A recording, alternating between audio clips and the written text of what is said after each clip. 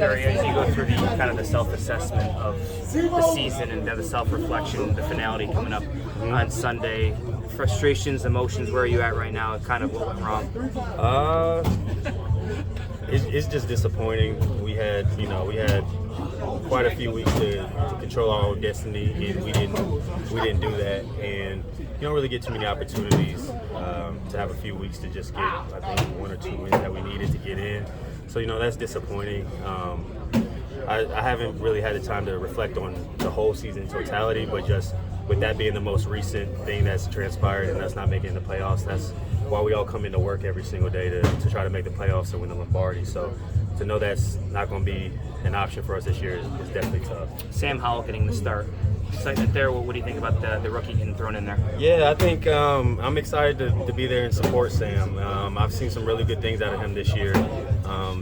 Not only just in preseason, I know preseason is preseason, but the way he's handled the scout teams and the reps that he's gotten. When Carson was down and he was possibly the backup for Taylor, he makes some throws that the ball comes off his arm and you're just like, wow, that's a nice ball he just threw. And he has really good touch, and I think he has a quiet confidence about him, so I'm really excited to see how he is in a game-like atmosphere. Hey, Terry talked to some team leaders about Sam. Did he talk to you about Sam's possible start? He did. We had a conversation, and just Coach Rivera's been very open with the leaders this year about things that's going on in the locker room or just his decision. So you just respect that to be a leader, and he comes to ask your opinion.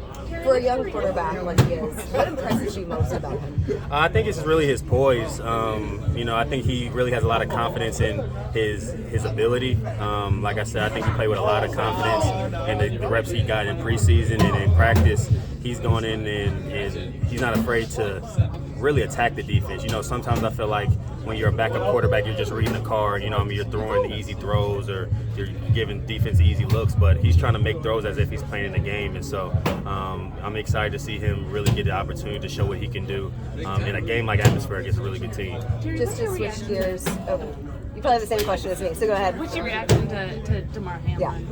What's going on? I forgot all about that, honestly.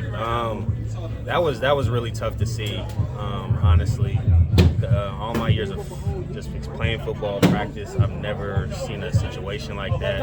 And I was like watching it in shock, genuinely. And, having my girlfriend that was sitting next to me and my parents were at my house this past weekend. And my first thought was just to start praying for him. Like, I'm a big believer in prayer, and God heals and changes situations. And knowing that there's millions of people around the world who are doing the same, it gave me some sort of comfort. But you never want to see a situation like that happen in this game, and you honestly don't even think that's possible. You've seen a lot of guys get carted off, even ambulances and broken bones, but when you hear CPR, that brings a different dimension to the situation. So my first instinct was just, I got emotional, but I just started praying for him, because I can only imagine what that situation is like for him and his family, his mom, his loved ones, his teammates. And I think as athletes, we know the risk that we take putting the helmet on, but you just never think it's going to come to that, where it's life or death. And it definitely puts things in perspective for us all.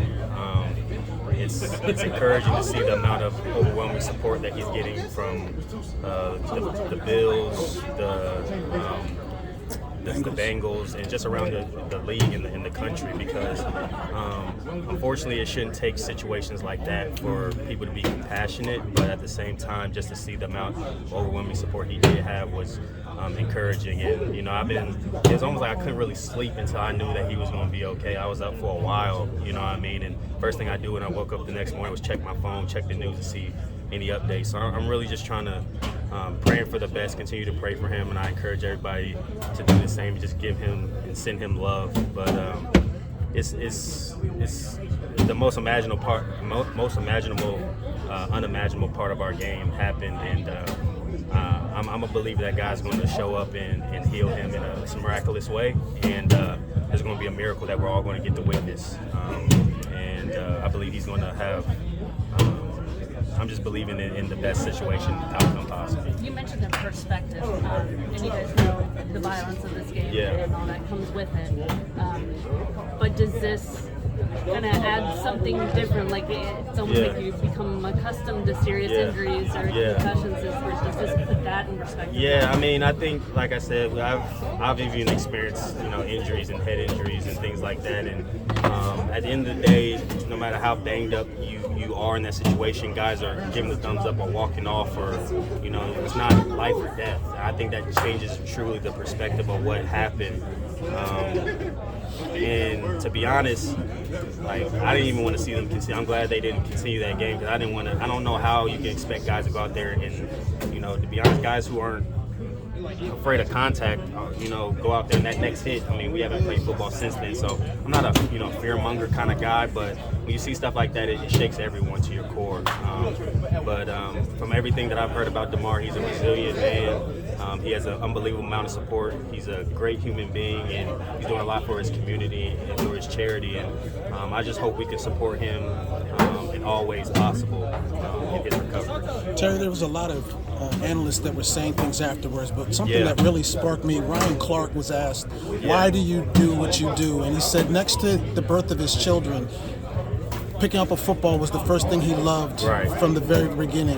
Is that kind of the mentality that keeps a lot of football players going, knowing the risks, that it's the first thing that you've probably loved and you just continue to love it no matter what? That's real. I really enjoy Ryan Clark's perspective, and I think nobody, him and Scott Van Pelt, nobody could have really handled that situation better. The professionalism of them both, and with Ryan, being in, I believe he was in a life-threatening situation in his career, and to be a player, know the sacrifices that you put your body through, the mindset you have to compete each and every day, and the risk that you run playing this game is exponential. But I think we can all agree in this locker room that since we were young, we had a dream of playing this game, and we know the risks that come with it. Honestly, I know I'll speak for myself. You don't really think it's going to happen to you, but when you see it happen, it kind of does give you more of an appreciation of what football is. And I think for us, I know they're just trying to do the best they can to make the game as safe as possible, but I don't think there'll ever be a time when football is 100% safe. And I think we just have to try to protect ourselves in the best way possible. But times like this, I think we really have an opportunity to show the unity and what makes football special and different than other sports, and with the violence, but also just the support that you could give someone in their time of need, not just him, but his family and his teammates. Thanks, Terry. We appreciate you guys. Were you emotional?